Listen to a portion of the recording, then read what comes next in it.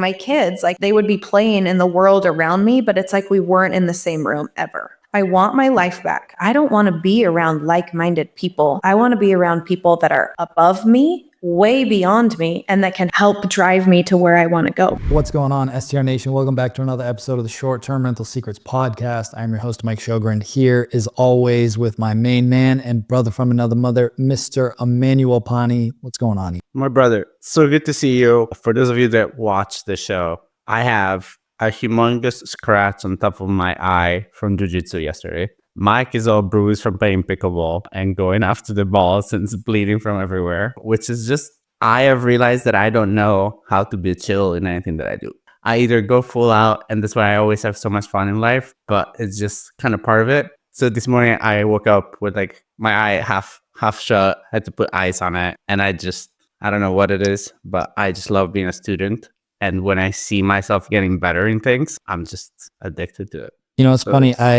Kristen was busting my chops about, coming home all battered from playing pickleball. And I was like, it's not even about winning the match. It's just getting the most out of myself. And if I don't give it everything, I just don't feel good. It's like, I can't half-ass it. Like if I'm going to do it, I got to go all out. Right. And it's not, like I said, it's not even about winning the match. Obviously I like winning, but it's more about like, did I play at my best or did I just coast? And that's just not how I operate. So anyway, it's those little differences that can make the difference for you. But I'm excited for this show. This one can really resonate, especially if you're a parent.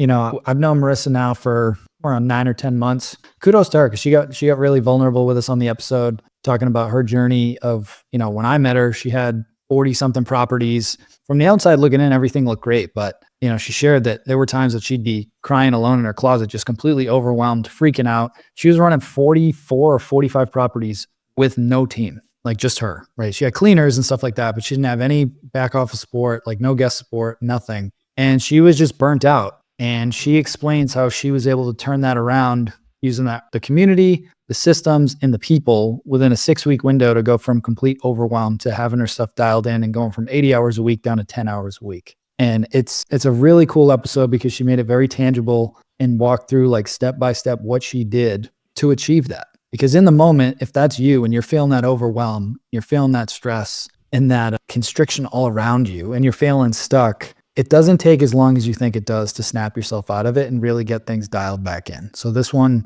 is a really good one to pay attention to, all about like dialing in your ops. She let go of some underperforming properties, added back some more profitable ones. She's making more money now. She's working a fraction of what she was working before. And now she gets to be a present mom. And to me, that's what the whole point of this business is all about, is giving you a life that you want, being intentional with your time and giving you that time freedom. Yeah.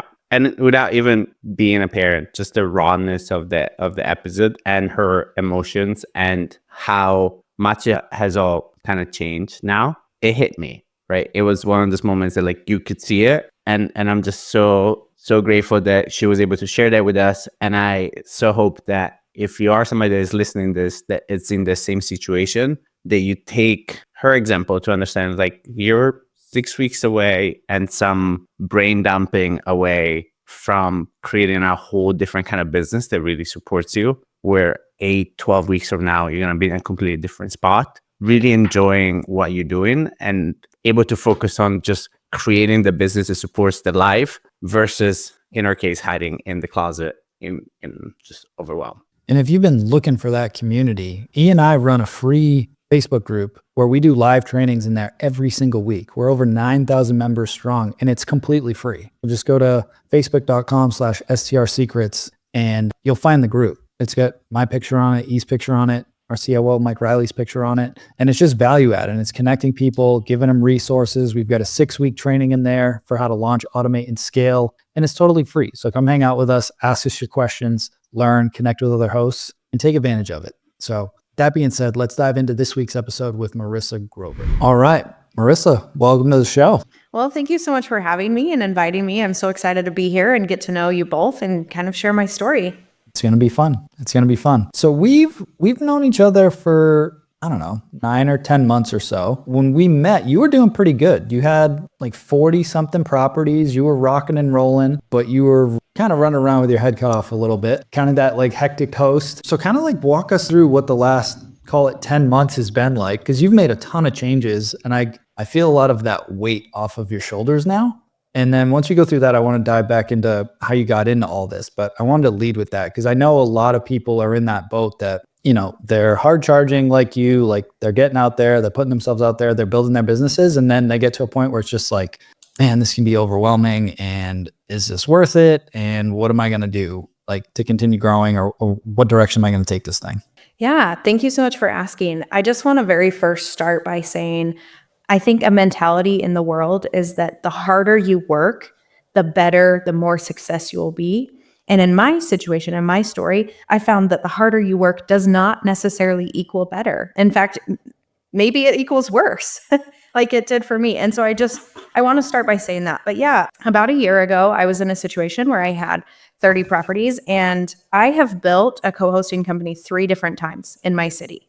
So I've built one, and that's a story for another day, but I no longer run it. I built a second, and now I'm on my 3rd, which I own entirely. And so in the process of doing that, I went from 1 to 75 houses in under 2 years. So a lot of houses, a lot of the Airbnbs, and they've all been local to me. But I was driving around toilet paper to all these properties. I was quality checking all the properties. I was the one answering every guest message. I was, at dinner with my friends and would have to leave the restaurant and go take a phone call because my identity was a host, was a co-host. And I felt this like loyal battle to be that in every setting that I was in, whether it was with my family or friends, or I didn't go to a movie for 3 years because I didn't feel like I could turn my phone off on Do Not Disturb. So in the process of changing that mindset, I've cut back a lot of properties. So now I'm only at about 40, which is about where I like it. I like to be at 40 properties where you can still maintain the quality of each house and you're not so overloaded. What was the moment though where you're like, all right, I got to change something? Like, was there a defining moment where you're like, this isn't working anymore? Yeah, it was early in the summer, and I just wanted to go to the pool with my kids. My kids are little. I have 2 kids under 4, and there's a lazy river in our city, and I just wanted to go and just be present with my family. And I was getting in and out of the pool every lap in the lazy river, going to grab my phone. Did anyone message? Okay, solve this crisis. They're like having fun, and I'm just sitting there on the deck, I guess, for lack of a better term, just on my phone. And that was the moment that I was like, something has to change. Like, something's got to give, because this is not life. This is not fun. And I am not thriving or happy. What was the next step after that? Because I'm guarantee there are some people that feel like that right now. Like, what was the first thing? What was that next step that you took from? I think the first thing for me was admitting that maybe this wasn't what I had wanted. And it took me a long, long, long time to admit. So I think that's the very first thing, is admitting like maybe you need some help. And I think the second thing that helped me is realizing that there were probably other people that were facing the same situation. I was seeing some Instagram stories that inspired me. Like, if you're working 100 hours a week as a co-host, there's better ways, right? And so then it's like, okay, what do you do now? So what I started to do is get myself in communities that, and I'd never done that. I've been an isolated host my whole entire time, this whole 3-4 years. So getting around people that were doing what I'm doing, whether that was locally or on a nationwide level, and just asking the questions and being willing to pick up what they were doing that was working for them that maybe I wasn't doing. What were you seeing from those folks, whether it was locally or nationally? Like, what were they doing that you're like, oh, this is way better. This makes way more sense. The biggest thing is they had systems that were on paper.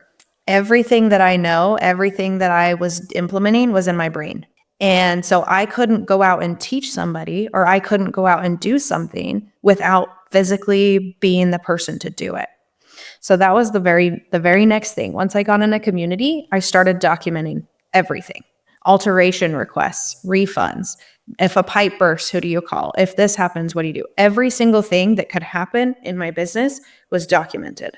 Did you have VAs before that? Or like, it was just you for 40 something properties? That's insane. It was just me for a very long time. I had cleaners that I managed, but it was me with 40 properties. I hired my first VA. What did you say? And 2 kids. And 2 kids. Yeah. Yeah, Yeah. let's not forget those, because like 2 kids under 4, that means as you were scaling this, you had babies at 1, 2, and 3 years old as And you they were suffer. managing 40 properties. Oh, 100%. Yeah. Yeah. And it reflected in everything. I wanted to go to girls' nights. We have like a book club locally, and I wanted to go, and we would sit at the restaurant, and I would be sitting on the bench outside taking a phone call while they were inside having a discussion, right? And it's like my kids, like they would be playing in the world around me, but it's like we weren't in the same room ever. What I'm curious to ask you is, because a lot of the time I feel that people get to the stage of admitting it to themselves, but then there is this space between the admitting and then making a decision that makes a difference that is very wide in terms of time. And I think in my experience from talking to so many people that join the mastermind, it's a lot of it is this over complication of how long it's going to take. And so walk me through from the admitting to the getting around people, getting into communities, starting to systematize and get things out of your mind. How long was it? Like, was there a moment that then a month after, 2 months after, you had a moment that you were at the pool with your kids and you're like, oh, I'm doing it. Like there's this moment, like this realization of like, I'm enjoying it. Yeah. How long did that take? That's a good question. And I had built up in my mind, like you'd said, that it was going to take me a year, right? But really, once you get things written down and on paper, I hired my first VA from 3 to 7 p.m., 4 days a week. I said, all I want to do is eat dinner with my family. That's the only thing I want to do. That's the hours.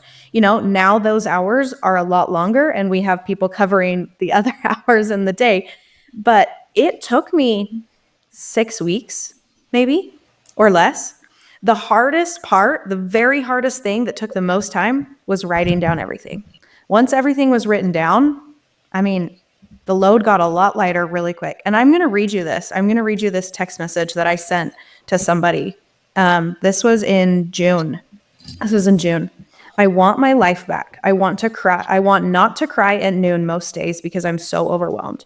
I want to be able to go see a movie or turn my phone off for a period of time. I want to take a trip and not worry if the world will start on fire. I want Sunday naps and uninterrupted dinner times. Currently, I'm scared to go to the pool with my family because I might get an Airbnb message and not be able to respond immediately. That was a real message that I sent in tears in my closet because I was like, if I admit this out loud, like I am realizing how bad it is. So good. I'm letting that sit because I know a lot of people feel that. Yeah, I feel that now, right? Like, and I don't even have, like, I don't remember the last time I had that experience, but I remember those moments, right? Like the rushing out of restaurants to handle things and whatnot. And just because the beauty is like this business gives us freedom. It takes all the courage that you have to actually build it to the point that you have freedom. So I think most people take a leap of courage to quit the W-2, make this their full-time thing. And then you're holding it, but it's such a struggle and you don't have the next phase 2 of courage, which is like, okay, now let's make it what we needed to make it, right? Yeah. And I think to add on that, the next thing that takes courage. So the first is your big goal, right? Like quitting your job or hiring a VA or whatever that is, that takes courage. But the next hardest thing in my business was letting go. Let it go. If you gave it to somebody, let them do it. Like just let it go. And you're not going to grow. You're not going to be more successful if you don't trust the people that you've asked to do the thing. You're not going to be more successful. Can we clarify real quick just to make this super actionable for people? So when you said that you wrote it down, what do you mean by that for like your system? So like how did you document that? Yeah, so every property, I have like an Excel sheet with 130 columns per property. What is the access code? What is the Wi-Fi? Where's the spare key? What is the plumber that you call? Who is the cleaner? Who do you call if you need this? Do we allow alteration requests? What are our pets allowed? What are the pet deposits? Everything, every single thing, right? And then further of that, I have like a chain reaction. If this happens, do this. If that happens, do this. If that happens, do this. So it's like, nobody is ever confused on what the next step is because it is written out completely.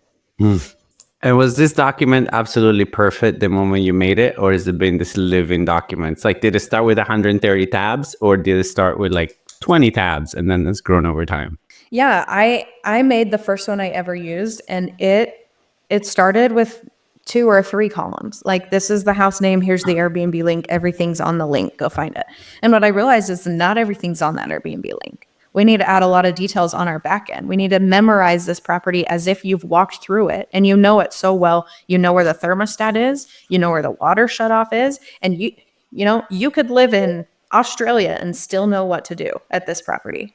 I'm curious, one thing that we've done, and I haven't asked you if you did this, but that made a big difference, especially working with folks that are overseas, is we'll do a property walkthrough video to show them where all of that stuff is. And having that visual was such a game changer when we did that a few years back. It was like, yes, we have these amazing cheat sheets for every property and all this stuff, but when they can actually see it like visually, like through a walkthrough video, it takes you 15 minutes to like show them all the nitty gritty of the property. But when they can actually see it and walk through it, it just made it way more tangible. And I don't know why that is, but I noticed a big difference once we started doing that.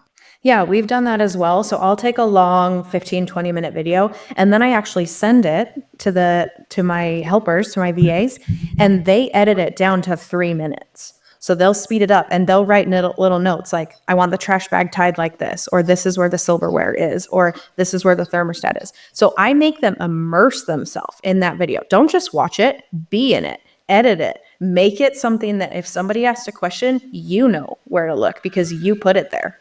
So now that you have all these things in place, which is awesome, what does your typical week look like now? And what's your role in the business now? That's an excellent question. And I think that this is an interesting gap in our market, in our industry, because it's like you do all these things, you work so hard, you get your time back, and then what? And that is something that I've struggled with a little bit, to be honest, is who am I now? Because I have been a host in every breath that I have taken in my entire life. I have stood in the shower wondering, a guest was calling, and it's like, what am I going to do? Like, I can't even shower, right? Okay, well, that's all gone. So who are you now? What do you do? What dreams do you chase? What lights your soul on fire? That has been something that has been extremely hard for me to define. What do you think? Yeah, where you're at now. Right now I am in a phase of, I want to be a mom, and that's what I want to be. So at some point that may change, and maybe I'll chase a different dream. But for today, I'm a mom. To me, that's what it's all about. And nobody can define that for you. But to me, I always ask the question, like, is the business working for you, or are you working for the business? And if you build it to any scalable size, it's very easy to get sucked into working for the business instead of it working for you. And so when you look at your week now, like what is your role in the business now? Yeah, my role, as I have continually defined it and will continue to define it, but I want to meet with my team and pour into my team. I want to give them the skills to excel and be who I am and who I was in those situations, right? So that's my first role, is to give back to my team. My second role is to evaluate whether that's our income or whether that's our outcomes, our results, and see how we can improve and teach them how to do that. So if we're looking at a P&L statement, that's my role, is to look at the P&L statements and look and be like, oh, this issue happened. Now we're going to make corrections, and then defining those for everybody. Sounds like more of a leadership role. Love it. No, that's not typically not your highest and best use. I want to just circle back, just out of curiosity. How did you get into the business, right? Because you said you built 3 different co-hosting businesses. How did you get in at the get-go? Like, what was that catalyst? Yeah, I don't live near family, and so they wanted to come visit, and we saw a fully furnished Airbnb for sale. And so I sent it to family, and I was like, hey, if you buy this, you would have a place to come and stay and sleepovers and all the things with the kids, right? And so we went through the process and ended up buying that property. Well, that started going so well that bought another one. And I just really took it upon myself as like, okay, if you are going to spend that money, you're my family and I care about you. And if you're going to spend that money, it is now my job to make sure it's as successful as possible for you. And so that's how I started. I started with my family and growing the family business. And it grew into people being like, okay, next door is booked all the time. What is going on? What are you doing that I'm not doing? And that's how my co-hosting businesses started to grow. Did you have a job at the time? Nope. I had a remote job where I was helping people write their resumes. Okay. So it started as just a side hustle to help out some family and get them closer. Yeah. What year was that? 2020. So COVID. You're a COVID B&B baby. Yes. Love it. What's the portfolio look like now? We were touching on this at the beginning. So when we met, you had mid 40s, and then I know you did a bunch of pruning. Can we talk about that for a second too? Because I know that that can cause a lot of anxiety when I tell people, if I look at a portfolio and I'm like, why are you still managing this? I'll analyze it and I'm like, okay, what are you making on this? And they'll throw out a number and I'm like, why do you have so many doors if they're not that profitable? Can you walk us through that? It can be stressful when you start cutting away, when you're pumpkin planning your business. If you haven't read Pumpkin Plan by Mike Michalowicz, you guys should check that out, especially if you're in this situation. Yeah, it was very interesting. And the first time somebody told me to cut back properties, I was like, I can't believe you would ever say that. How dare you? Yeah. Like this is my bread and butter. And also, I think it's worth noting, my husband has a job. I don't have to co-host. So it's not like I'm doing this for the money because my family needs it so desperately. This is something that I enjoy, right? So the first time somebody told me to cut back a property, I was like, no, I could never do that. And we looked, and this property was making me $300 a month or $150. One of them was making me $150. And they looked at me and they said, you are crying in your closet at noon every day over $150 a month. How does that feel?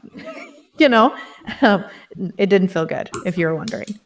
So pruning. Yeah. So I think the biggest part of pruning is it's very hard to cut back the properties that you have. Or at least it was for me, because I have emotional ties to those owners, those properties, the results that I've driven. But I found what was easier, but still hard, is setting a standard for any properties that you take on further, because you don't have a relationship with that person. They're reaching out for help, and you get to say, this doesn't meet our quality standards. If you want me to help you, here's what it would take. Here's the income that you would need to put into the property, or here's the neighborhood it would need to be in, or whatever it is. You get to set that standard and you get to raise that bar for yourself. And I found that to be easier for me. That's very, very well said. I'm curious because you mentioned the community aspect, that you were a solo host for the first couple of years, right? That is a conversation that you can only have with other hosts. And what I mean by that, only other hosts will put you with your feet against the fire and be like, hey, this is actually making you this much money. It's not worth it. Get rid of it. Mm-hmm.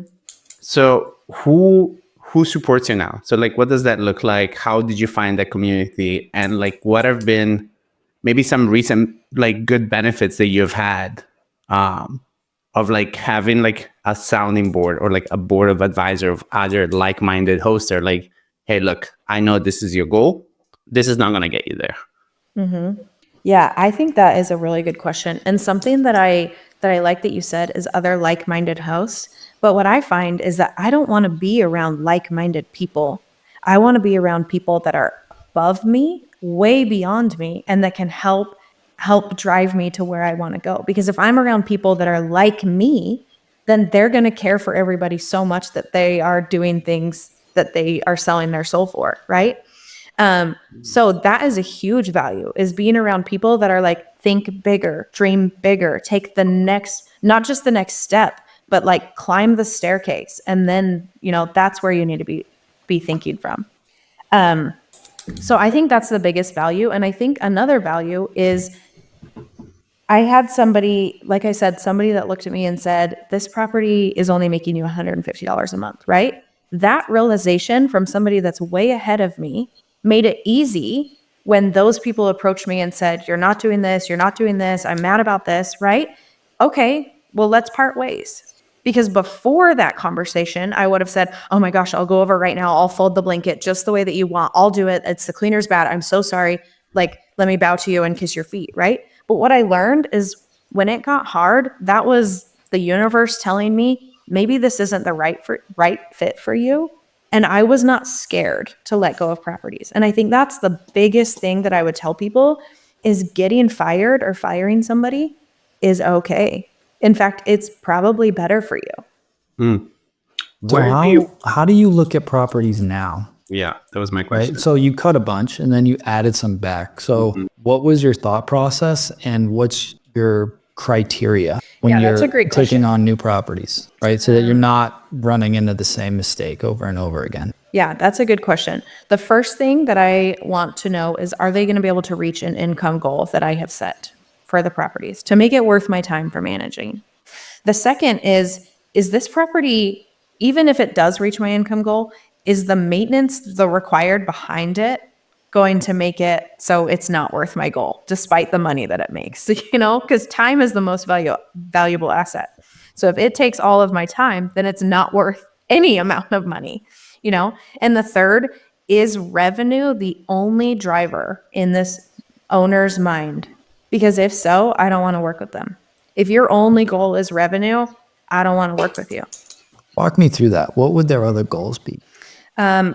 Providing a quality guest experience, maintaining the property, upholding standards, having quality guests. When revenue is the only goal, they're willing to do anything to hit a number that they need a month. And sometimes that's possible and sometimes it's not. And if I don't hit that, that reflects badly on me. But when we both have the vision of we want to create an experience for guests to come back to, or that when they walk in, they feel like they're in a safe, comfortable, cared for, quality home, everybody is winning. If you didn't reach your income goal this month, and in that situation, you're fine because you know that you're still providing those standards that's going to raise the income over time. Do you find that you work more with investors or like vacation home owners? I have about a pretty equal mix. Does the conversation change when you're talking to one versus the other? Yes, it does. It does.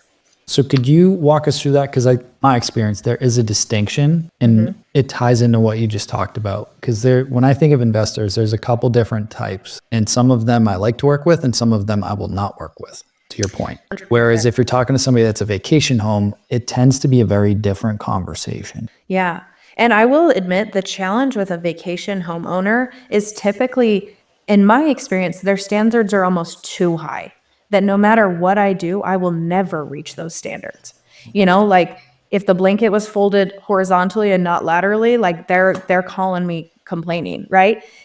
So that is a really hard avatar for me to reach, is a vacation home owner, because they have so much pride for their home that it's wonderful. And I want you to have that pride. But we also have to realize that I'm not perfect. Nobody's perfect. And these are the standards we will maintain, and getting those expectations aligned is one of the hardest challenges. With investors, is that where you want me to go? Okay. With investors, I feel like they are just like, I am using this as a tax write-off or as an asset, and I'm just trying to offset maybe some of my income. I want you to run it fully to the best of your ability. Call me if you need something, and I will take care of it and provide a quality experience, but I'm going to be pretty hands-off. And those are the people that I work really well with. So I would love to know, in terms of like, as you're analyzing this, right, and you're picking future properties now, what weight does each one of those things have? Oh, that's an excellent question. Right. And so what I mean by that is like great revenue, low maintenance, owner. Does that make it an immediate no? Do you go 2 out of 3? It's walk us through that, because I think that's a big deal. Yeah, I think so. Let me tell you with an example. There is a house in my city that is an icon for the world, really. It's like a statue. It was a house that was a statue, and then they furnished it, designed it. And I would love that property. I think it's absolutely gorgeous. I think it should be on Airbnb's first page. It is beautiful. But the owners, I will not work with.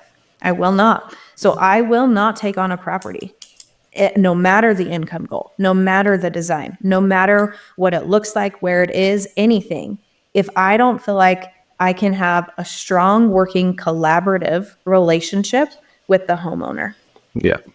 What are the red flags that you look for? What are the red flags that you look for when you're evaluating? Like, is there a telltale sign? Like if you're having a conversation with an owner or a listener's having a conversation and it's an amazing property, but like what are some of those flags that they should be watching out for? Yeah, that's a good question. For me, I don't like being pushed into making any sort of decision, whether that's like, I am okay with somebody following up, like, hey, I'll follow up with you in 2 days.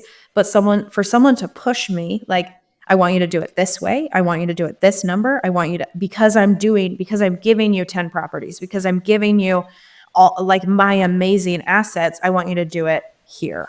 And for me, that's an immediate no. I had that recently. Someone's like, I'm going to pass over 10 properties. You're going to manage it for this percent. And I said, I'm not going to, and I don't think we're the right fit. It doesn't matter the quantity. To me, it's, can we collaborate? Is this someone that I would want to get on the phone with and go have, a root beer at the soda shop with? Or is this somebody that when they walked into a room, I would feel like I needed a blazer on and, like it needed to be my top-notch self, because I want to be that person, but I don't want to have to be that person in every setting. I want to work with people that make life enjoyable. Love it. Love it. Well, before we get into the last question, where can the folks connect with you and follow along your journey? Yeah, so I'm on Instagram. Marisa Grover is my Instagram name. I do have a podcast called Hello and Welcome. It's just for beginner hosts or for people that are looking to get started in real estate. We talk about all the things. So come find me over there. I'd love to connect with you. All right, cool. Well, Marisa, the last question we ask all of our guests is, what is your number one secret to success with short-term rentals? Perseverance. It is hard. And I will even say, even with going from 80 hours a week to 10 hours a week, it's still hard. It doesn't necessarily get easier. It just is a different type of hard. Looking at profit and loss statements, that's hard. That's not really fun. But you still keep going. And I think in anything, the harder, not necessarily the harder you work, but you hold on to a dream. You pick a dream and you hold on to a dream and you chase that dream. And if you're not willing to chase that dream through a brick wall, your dream's not big enough. But you have to keep going. If you need to climb the wall, climb the wall. If you need to go around the wall, go around the wall. But the goal is you have to keep going and keep fighting, or it's not gonna work out for you. If you're giving up because the owner called you and dumped you and said you're fired, try the phone tomorrow. Try again. That's how you're going to find success.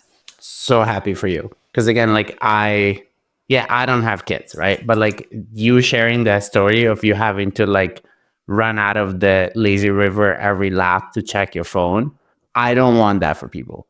And that is a lot of the reason why Mike and I decided to do the show in the first place. And so I'm super proud of you for like all the work that you put in it. And two, just like excited for just where your headspace is at and the new standards that you have and what you're creating, and the fact that you get to be a mom now, and just really, really enjoy that for the time being. And it sounds like you're living in the now and you're just taking it one day at a time while having a lot of fun with it. And I don't, as a coach, as somebody that does this, like I couldn't ask for anything more for the people that like we have in like our community, or the friends that I have, the hosts. Like if people like don't have the life that you have now, I want that for people.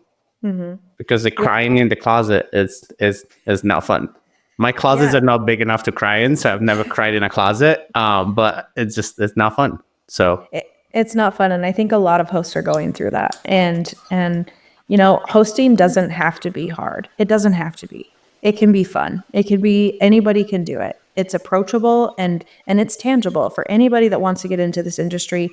You should, but it doesn't mean it will be easy, but it doesn't have to be soul sucking either. Love it. Love it. Marisa, thank you for coming on. Appreciate you. For listeners, hope you guys enjoyed this one, and we will talk to you soon. Ciao, guys. Hey, STR Nation, if you enjoyed this episode, please make sure to hit that subscribe button and leave us a review. And in the comments, let us know what topics you want us to cover on upcoming episodes, and we'll make sure to get that in the books for you. And if you really want to learn how to launch, automate, and scale your short-term rental business, if you want to go deeper, then check out our free masterclass at strsecrets.com.